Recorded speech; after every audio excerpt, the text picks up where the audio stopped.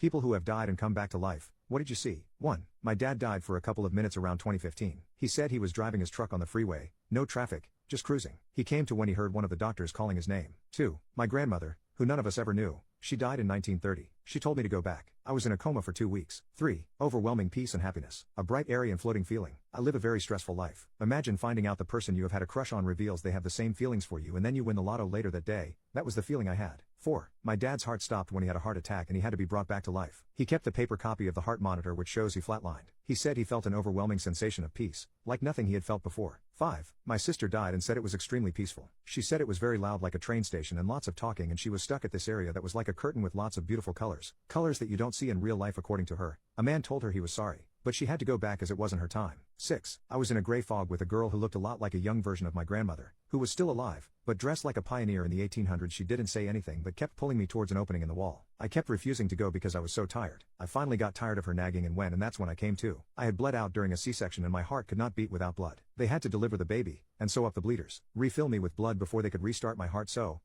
at least 12 minutes gone. 7. Not my story, but I think about it a lot. Years ago I knew a guy who was working at a theater in New York in the 90s. Someone broke in to rob the place and stabbed him in the neck. If I remember true, he was clinically dead for something like 9 minutes before being resuscitated. He told me he felt his consciousness slip into an alternate universe where he didn't die, that he did not make it in his original world and now lives here. You could chalk that up to a lot of things, of course, but the eeriest part was his absolute and almost casual surety of it. When I asked a follow-up, it wasn't a matter of that's what I believe, it was that's what happened. I often find myself wondering if any of us ever really die and we're not just falling through the multiverse. 8. Nursing in the ICU. We've had people try to die on us many times during the years, some successfully. One guy stood out to me. His heart stopped. We called a code, are working on him, and suddenly he comes to. We hadn't vented him yet, so he was able to talk, and he started screaming, "Don't let them take me, don't let them take me, they are coming." He was scared and yelling. Then he yelled a little more. As we tried to calm him down, he screamed, "No, no," and gestured towards the end of the bed, and died again. We didn't get him back. It was seriously creepy. We called his son to tell him the news, and the son said basically, "Good." He was a sob. 9. My grandmother was near death for months. All the hospice nurses and we, family, were amazed at how she was still mentally sharp and hanging on overall. But for all those months, she kept telling me how she was having these horrible dreams of people at the foot of her bed. She didn't see their faces. They were just figures. Sometimes they would grab at her and want to take her somewhere. Sometimes she would ask them questions, but they wouldn't answer. She became afraid of going to sleep. So, I'd often stay with her so she could hold my hand if she got scared. All her hospice nurses said that seeing people or a patient talking about taking a trip was common. But usually, these figures brought on a sense of peace. But my grandmother was genuinely terrified of the figures. I always wonder if she's okay. 10. I have a near-death one. My grandmother in Mexico is old and she was in the hospital getting treated for her dementia. We were with her and she was not remembering anything. Then out of nowhere she looks at the door window and stares. She tells the door in Spanish,